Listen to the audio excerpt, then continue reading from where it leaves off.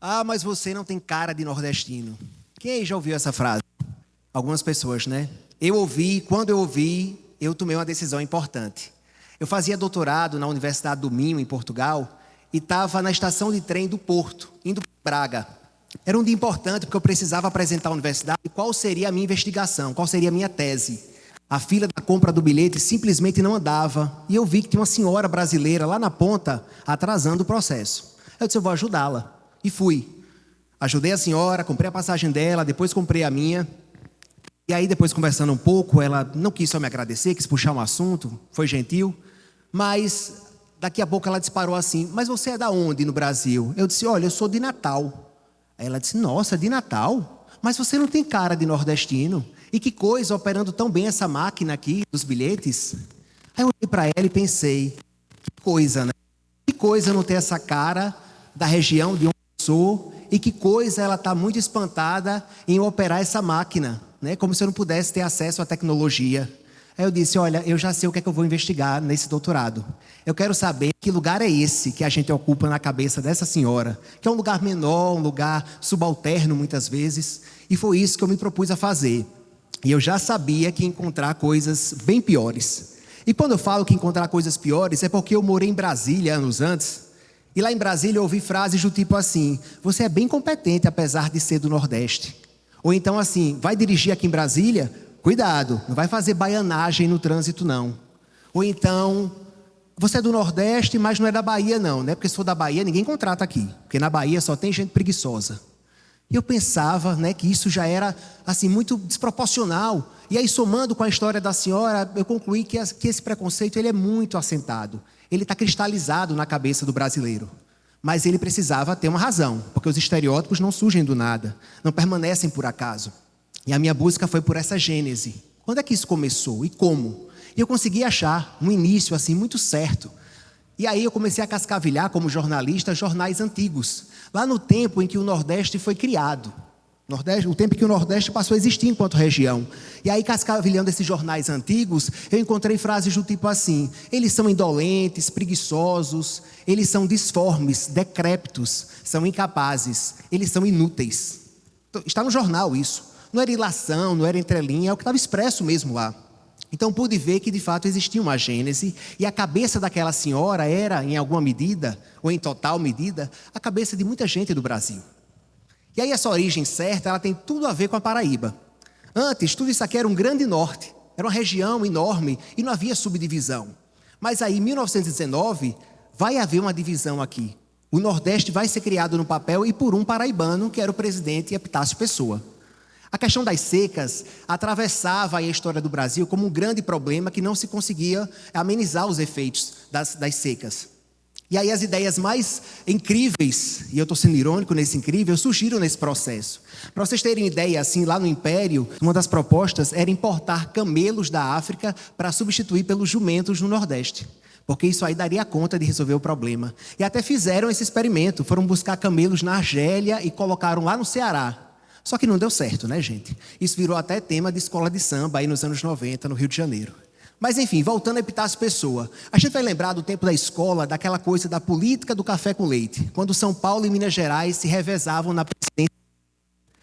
E aí, nesse rodízio na presidência, vai acontecer um hiato.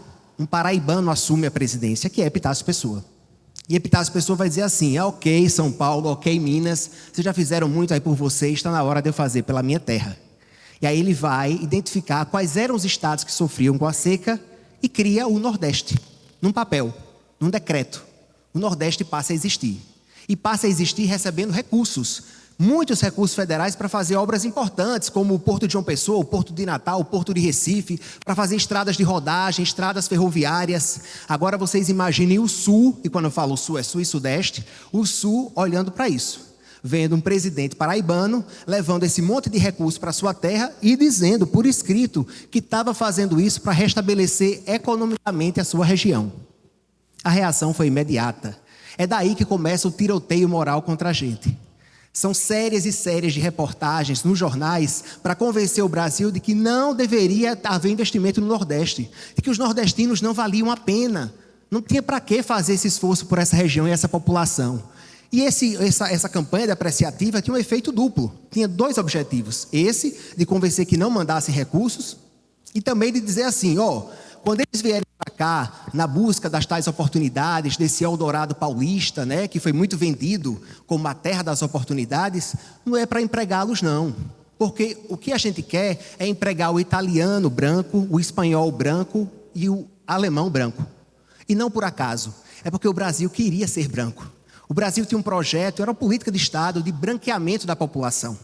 A ideia mesmo era substituir geneticamente. E nós, nordestinos, éramos considerados miscigenados demais. A gente atrapalhava esse projeto. Quer dizer, o Nordeste, a ideia de Nordeste e a ideia de nordestino vão surgir aí num contexto de contrariedade, contrariando interesses políticos, econômicos, sociais, contrariando um Sul que queria ser o novo centro de poder e contrariando essa vontade do Brasil de ser branco. Agora, as nossas elites políticas têm uma parcela de culpa nisso, porque desde lá atrás houve de imediato um aproveitamento da pauta.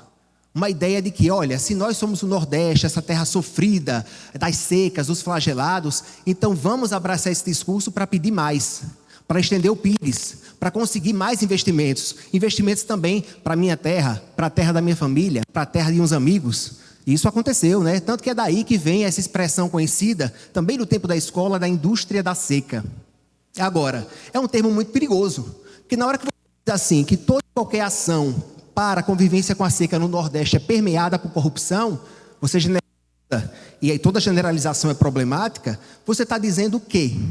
Que não vale a pena investir nessa região. Você está reforçando um discurso de que não dá para investir no Nordeste, porque no final não dá certo mesmo. E é muito perigoso.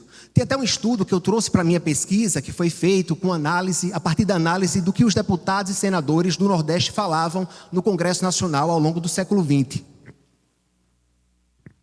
É uma pesquisa bem interessante, porque vai mapear assim, o que é que eles diziam, qual era o discurso. E de fato o discurso era muito centrado nisso. O Nordeste está sofrendo com a seca, manda mais recurso. Tinha de fato essa pauta. Mas aí a conclusão do estudo é de que a elite política nordestina só pensa em si, não no coletivo. E eu não tenho problema nenhum em concordar com essa frase. Eu tenho um problema em entender que isso diz respeito apenas ao Nordeste e não ao Brasil. E de repente o Nordeste vira essa ilha de desonestidade, enquanto o Brasil há o Brasil. Esse sim é um mar de honestidade, né? E engraçado que essa pesquisa foi feita a partir do Rio de Janeiro, que na história recente aí tem pelo menos governadores presos. Mas tudo bem. O fato é que estamos há 100 anos nesse discurso, presos a essas linhas que colocam a gente nesse lugar de sofrimento, de não acesso à educação. Isso aí foi reforçado pela política, pela literatura, pela música, pelo cinema e finalmente pelas novelas, pela televisão. E aí quem nunca viu na TV, ligou a TV e apareceu ali o nordestino de folhetim, né? Aquela caricatura nossa. Maninha, oxente, meu rei. E de repente a gente vira uma hipérbole. A gente está ali para fazer graça. E a gente só existe em uma única narrativa possível, que é a da retirância. A gente só existe se for retirante. E quem vai nos dar a tão sonhada redenção é o Sul. É essa a trama que se apresenta. Cadê os cientistas nordestinos nessas novelas? Cadê os professores, os médicos, os engenheiros? Cadê os advogados nordestinos nessas novelas? Eu conversava com um ator de Natal, né, do meu estado, da minha cidade, que disse o seguinte: Otávio, eu perdi vários papéis na minha vida porque ou eu era nordestino de mais ou eu era nordestino de menos. Quer dizer, ele era nordestino de menos, de mais, para convencer como médico, como engenheiro, como professor. O telespectador não iria entender que aquele nordestino poderia estar naquele lugar. E aí, por outro lado, ele perdeu o papel porque ele não era nordestino o suficiente para fazer um nordestino.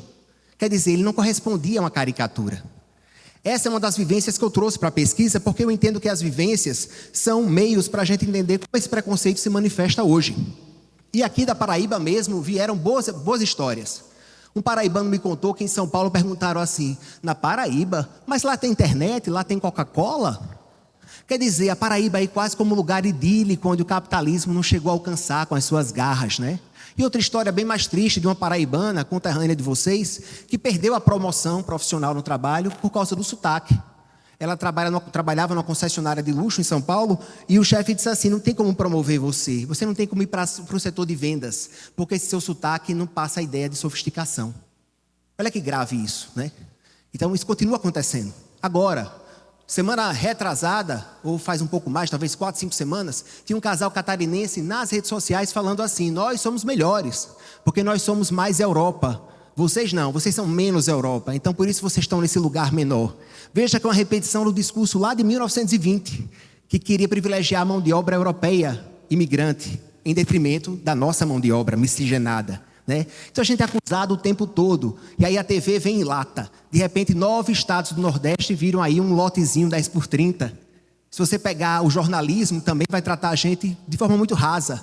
Geralmente os canais de jornalismo vão dizer assim: olha, no Paraná está acontecendo isso, em Minas Gerais a situação é essa. Já no Nordeste, e de repente 9 estados viram uma linha só, uma única linha. E aí sem falar da política, a agenda política. Parece que o único assunto que pode ser tratado com o Nordeste é o acesso à água. Somente o acesso à água. A gente quer falar de ciência, de tecnologia, a gente quer falar de universidade, a gente quer falar de temáticas contemporâneas, mas não. Vamos falar com eles sobre o acesso à água. E todo presidenciável que vem aqui trata o Nordeste com essa pauta só. E é a pauta do acesso à água. E aí veja, é interessante, se você não entendeu ainda que isso é um projeto construído contra a gente, talvez agora fique claro.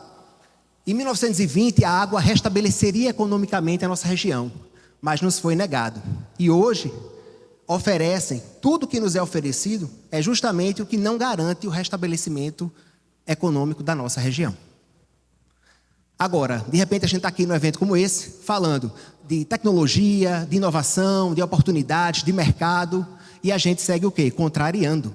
A gente contraria, estando aqui discutindo esses temas. A gente contraria porque nós somos campeões em aprovação em concurso público. A gente contraria porque nós somos campeões em nota 1000 do Enem. A gente segue contrariando. Só que agora a gente tem informação, né? A gente não aceita esse tipo de conduta. E a pesquisa que eu fiz a nível de doutorado virou um livro chamado Só Sei Que Foi Assim, que ajuda hoje a disseminar essa informação. Porque só com informação que a gente consegue enfrentar o preconceito.